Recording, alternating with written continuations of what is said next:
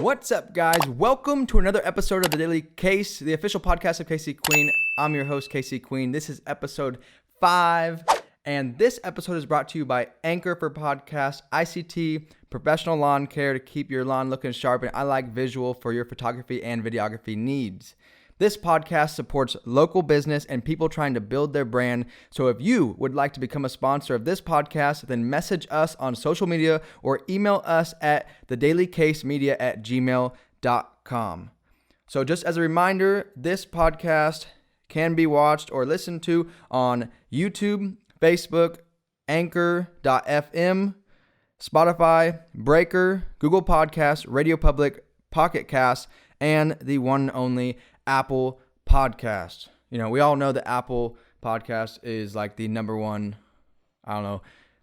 place where podcasts are listened to.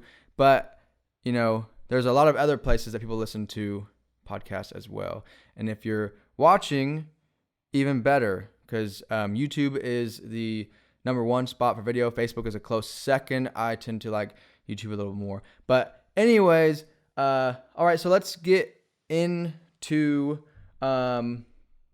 this episode. This episode is covering, I guess just to get right into it, this is covering the most recent fight that happened last weekend. April 17th was it was a boxing match with Jake Paul and Ben Askren. And Jake Paul won, which if you watched, if you didn't miss a whole lot. It was a quick fight. It was a quick knockout. I'm not huge into boxing, but I do like watching UFC. And so yeah, this fight was a pretty big fight, mainly because it made Jake's status increase, I guess, so to speak, as far as where he stands in the boxing community. But to not get too far into the, I guess, who's who of boxing, I just want to talk about like what the current stats are. So Jake Paul is now 3-0, and I believe Ben Askren is like 19-3.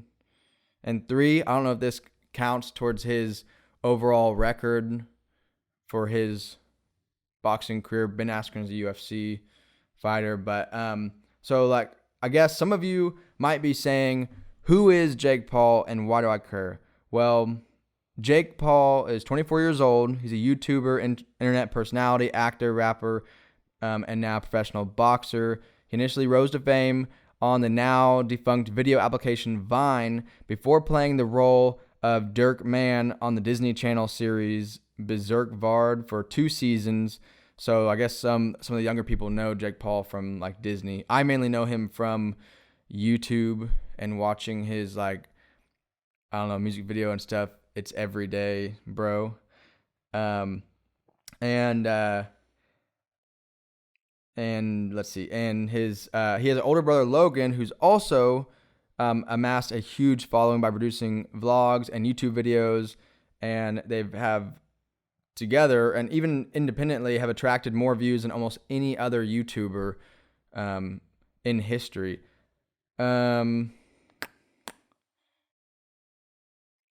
Jake's net worth sits around 20 million right now, and it's climbing quickly.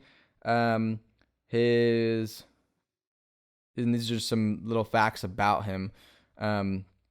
His YouTube has just over 20 million subscribers, and he has put over 900 videos out with a total channel view count of over 7 billion. So that's pretty insane. That's more than a lot of people ever reach. So he's definitely well known as far as social media goes, and just about anything he does on YouTube kind of goes viral. His name kind of rings bells when he posts videos. So Ben Askren, on the other hand, is, I guess, I don't know if you'd say like far less famous, but just his reach is kind of more just within the, the fighting, the UFC, MMA community. I honestly didn't really know who Ben Askren was before this fight. But regardless, he seemed like he was a good match for Jake Paul. Ben Askren is also American professional mixed martial artist and amateur wrestler. Askren was the former Bellator and one welterweight champion before competing in the Ultimate Fighting Championship. He's 34 years old and has a net worth of somewhere around $500K. So their net worths are substantially different. But I'm betting that his net worth is going to definitely increase from this fight. Even though he got knocked out in this fight very quickly, he's basically collecting a quick paycheck of several $1 million. The purse on this, I think Jake Paul was supposed to get paid $690,000 and Ben Askren was supposed to get paid $500,000. And from what I understand, that's like just them walking in walking into the facility. They're like not winning, not losing, whatever. That's just them getting paid for being there.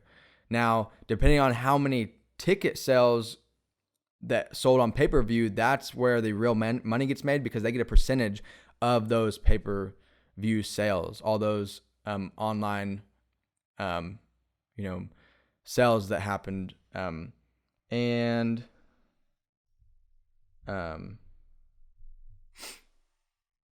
yeah, so something to note about boxing is that usually boxers train throughout their lives to get to this level of stage. Jake Paul is one of the first that's like popularized fighting from a position of fame. He's already famous. He's getting into boxing, and he's basically, bringing that fame with him. He's bringing his audience with him. And it's interesting to see how this grows, because other famous people are now seeing what's happening, seeing what's trending, and want to do the same thing. But I don't know if they're going to get the same hype or the same success as what he has, because him and his brother Logan both box, and they're both beasts from what I can tell at this sport. And I mean, what do I know? I don't really know much about boxing, but as from an entertainment perspective, like, they check all the boxes as far as what I consider to be good entertainment. So some people think that this fight is just a YouTube fight and it's not like a real boxing fight, or he's just a YouTuber. But in all actuality, this is considered a professional boxing match. And as quoted from an article, the manual that says, "Is Jake Paul a professional boxer?" They are saying that, I guess, I don't know how good this source is, but just for like technicality purposes, let's see. It says, "You likely know Jake Paul as a YouTuber star, but in recent years, a social media personality who is already not without his share of controversy, has raised some eyebrows when he stepped into the ring to try his hand at boxing, blah, blah, blah." So it says the world of professional boxing is comprised of many international organizations, both large and small, and unlike the MMA, where one promotion stands tall above the rest, that's the UFC, there's no one boxing league that dominates all others when it comes to hosting fights and selling tickets. A fight is simply considered professional if it is regulated and sanctioned by one of the recognized bodies that exist for the purpose.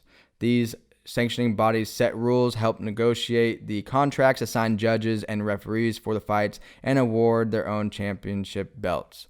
So, yeah.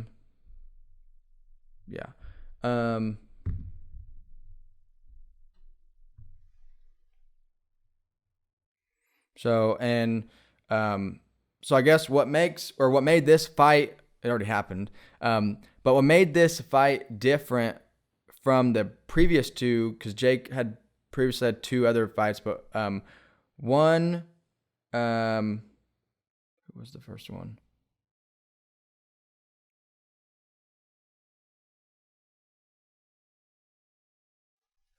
Where did it say? Oh, yeah. His first boxing match was with a YouTuber. I'm not even gonna try to pronounce the name, but he goes by Gibb, I guess. And the second was a former NBA player, Nate Robinson, who he beat both of those boxing matches. But this is the first boxing match where it was against someone who's like in the world of fighting and is definitely a professional fighter. So I think this kind of makes him be able to say like, hey, this guy who was recently retired from the UFC, who won all these fights, I just knocked him out. So someone can say like from a YouTube standpoint, like so and so's YouTuber or so and so's a basketball player. That's not their sport, but in this case, it was a match against someone who I guess from what people viewed it as an equal level playing field. So yeah. So this ultimately is going to like raise the bar for what Jake can promote in the future as far as fights go and how many tickets he sells. His like promotion style is like very similar to like Conor McGregor, and in as far as marketing goes, as he's like very like just the way he talks, he's very authentic and he says exactly what's on his mind. He doesn't think before he says. And there's some like, I don't know, people tend to enjoy seeing someone who's so carelessly and free, I don't know, free spirited, so to speak, like that. So, but just to give you guys some perspective on the sales, this fight was pretty big compared to the rest. I forgot where I put my notes. I'm a little disorganized today, but the average number of pay-per-view sales, and this is average, so it's not like your heavy hitters like Mike Tyson or McGregor would do, but just the average for all the fights is normally around 500,000 pay-per-view sales.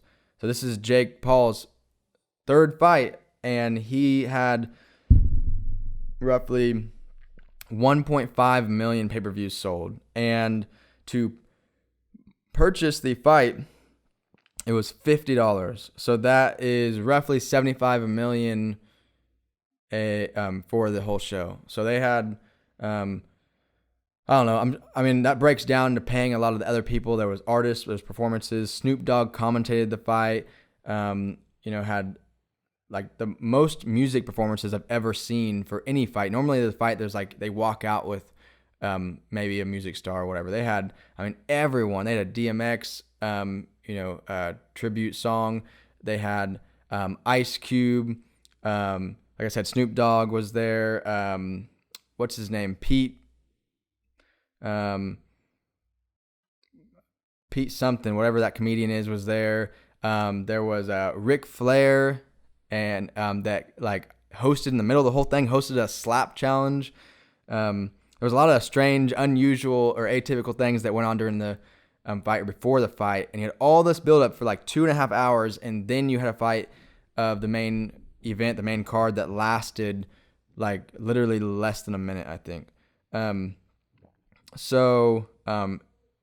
it was interesting to see how old Ric Flair is, and he just about gave himself a heart attack just from throwing in those woos every time somebody slaps somebody during the slap competition. So yeah, I'll be honest, there was so many other things going on that I could kind of see why people were mad, spending that kind of money to essentially see a music video being made and then a 1-minute fight at the end. But at the end of the day, this is marketing and this is how they sell the fight. So I'm kind of anxious to see what the future holds for Jake Paul. I think that's all I wanted to cover with that. But overall, it was a sweet fight. And Logan Paul stepped into the ring after he won just to kind of congratulate his brother. They're both beasts, in my opinion. And I'm not sure if Logan Paul, I think he's still on schedule to fight Floyd Mayweather. And it's my prediction that he's going to lose that fight. But either way, they're both like doing huge numbers when it comes to these fights, and they're both going to be well known, or if not already, in the boxing and fighting community. So yeah, let me know what your thoughts are on this. I just wanted to cover this topic. It's kind of fresh. It's a week old, I know, but this fight was one to remember for sure. So let me know if you like this video. Give me a thumbs up. Be sure to subscribe to our YouTube channel. If you're listening comment where you're listening from, so I can kind of get a sense. A lot of you I know are probably watching this from Facebook or YouTube. So if so, like the page, like the video, share it, whatever you want to do. Just let me know what you guys think. And I think that's it for what we have today. So yeah, peace.